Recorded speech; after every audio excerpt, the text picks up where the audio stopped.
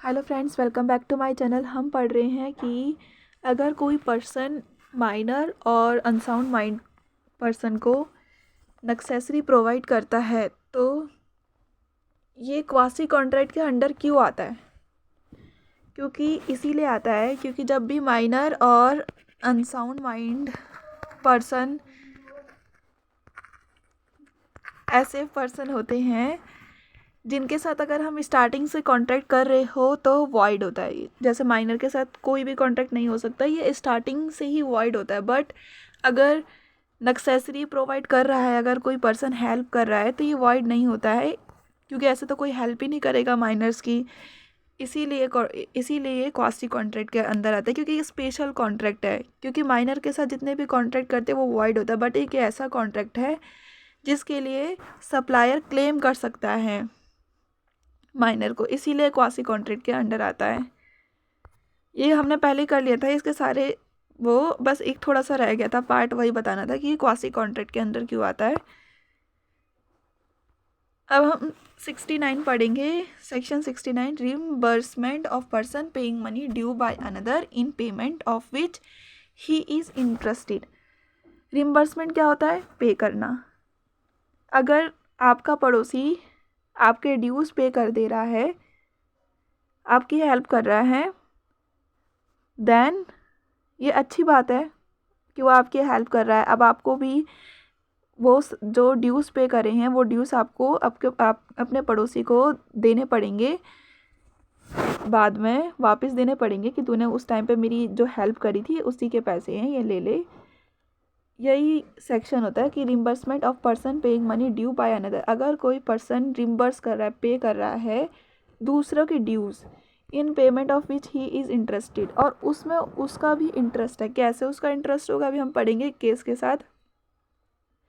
अगर कोई person money payment कर रहा है on behalf of another person, जैसे आप का पड़ोसी आपके बिहाफ पे मकान मालिक को पैसे दे दे रहा है, या तो बिजली का बिल, मकान मालिक को नहीं, बिजली का बिल पे कर दे रहा है सरकार का। जैसे आप मकान पे रहते हो और दूसरे मकान पे वो रहता है, आपका मकान का कुछ ड्यूज़ है जो लीगली आपको पे करना है, पर अभी आपके पास पैसे नहीं तो आपका पड़ोसी पे कर दे रहा है।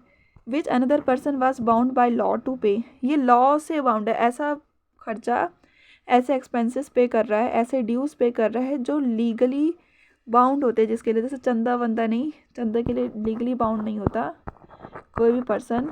जैसे बिजली का बिल, सरकारी बिजली का बिल पे कर दे रहा है, टैक्स पे कर दे रहा है, इसके लिए पे कर रहा है जिसके लिए आप लीगली बाउंड थे। Which another person was bound by law to pay, law के लिए पे कर रहा है। The person make payment in order to protect his own interest, और जैसे आपका पड़ोसी पे कर रहा है तो उसका भी कुछ इसमें फ़ायदा हो रहा है पे करके। अभी पढ़ेंगे कैसे फ़ायदा हो रहा है। He make payment in good faith, वो आपकी हेल्प करने के लिए पे कर रहा है। He is entitle to reimburse by another person, तो आपकी ड्यूटी बनती है कि आप जब भी आपके पास अब पैसे होंगे आप वो पैसे अपने पड़ोसी को दे दे जिसके लिए उसने पहले पे किया था गवर्नमेंट को। जैसे अबिद हुसैन वर्सेस गंगा से आए। ए के गुड्स बड़े से ट्रांसपोर्टेशन ट्रक में थे, जिसमें बी के भी गुड्स थे साथ में, ए प्लस बी दोनों के गुड्स थे ट्रक में। क्या हुआ कि गवर्नमेंट ने उस ट्रक को क्या कर लिया, अटैच कर लिया, रॉन्गली अटैच कर लिया, कब्जे में कर लिया, क्योंकि ए ने एरियर्स नहीं पे किए थे गवर्नमेंट को। As goods were wrongly attached to release the arrear of government due by B, तो बी ने क्या करा, जो एरियर्स ए ने पे नहीं किया था गवर्नमेंट को वो बी ने पे कर दिए, क्योंकि उसमें बी के भी गुड्स थे, दोनों के गुड्स थे ना, क्योंकि इसमें बी का भी फ़ायदा हो रहा है। A pays the due to save the good from being sold, A is entitle to recover the amount from B. इसमें क्या है, मैंने ये उल्टा कर दिया ए और बी का। ए के गुड्स रॉन्गली अटैच हो गए हैं बी के गुड के साथ, और बी को पे करने थे गवर्नमेंट एरियर, मैंने थोड़ा नाम उल्टा पुल्टा कर दिया है, बी को पे करने थे गवर्नमेंट एरियर, तो ए ने क्या करा, वो जो एरियर थे वो पे कर दिए हैं बी के बिहाफ पे।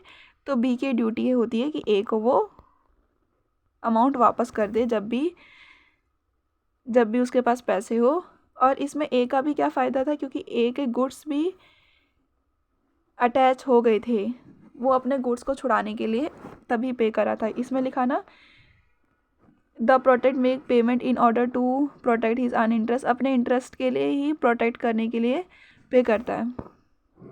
एक और एग्जांपल है, A pay the arrear of rent of his neighbour, A ने अपने नेबर का रेंट पे कर दिया है B, just to avoid a struggle between B and B landlord. क्यों करा है बी का रेंट पे, क्योंकि बी के लैंडलॉर्ड और बी में बहुत ज़्यादा झगड़ा हो रहा था। अब ए रिकवर नहीं कर सकता, क्या ए कर सकता है रिकवर? अगर बी और बी के लैंडलॉर्ड पे झगड़ा हो रहा था तो ए ने क्यों किया? वो अपना झगड़ा खुद सुलझा लेते, ए का इसमें कोई इंटरेस्ट नहीं है, उसका कुछ भी नहीं जा रहा है। इसीलिए क्योंकि ए ने रॉन्गली मतलब वॉलेंट्री वो करा है, एक्ट करा है, उसमें कोई इंटरेस्ट नहीं था ए का, देन वो रिकवर नहीं कर सकता। बी बोलेगा कि मैंने थोड़ी ना बोला था तुझे पे करने के लिए, तूने क्यों किया, हमारे झगड़े के बीच में क्यों आया। ए कोई भी रिकवर नहीं कर सकता अमाउंट बी से, क्योंकि इसमें लीगली बाउंड नहीं था, उसमें उसका भी कोई इंटरेस्ट नहीं था। इसीलिए जैसे एग्जांपल और देती हूँ,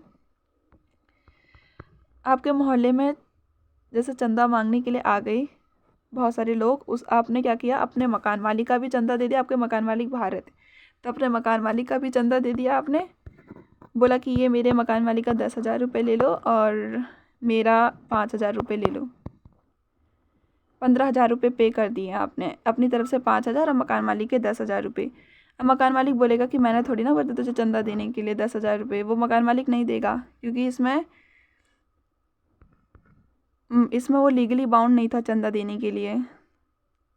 इसीलिए ऐसे जो एक्ट होते हैं वो क्वासी कॉन्ट्रैक्ट में नहीं डिफाइन होते, ये वॉइड हो जाएगा, ऐसे एक्ट नहीं करने चाहिए किसी को भी जो इसके लिए लीगली बाउंड नहीं है। वो अपने 5,000 दे देता, मकान मालिक के नाम से 10,000 क्यों दिए उसने। यही हमारा केस है सेक्शन 69। इसके बाद हम सेक्शन 70 भी करेंगे, फिर सेक्शन 71 आगे। तब तक के लिए अगर आपको वीडियो अच्छी लगी तो लाइक शेयर सब्सक्राइब करें। Thank you for watching.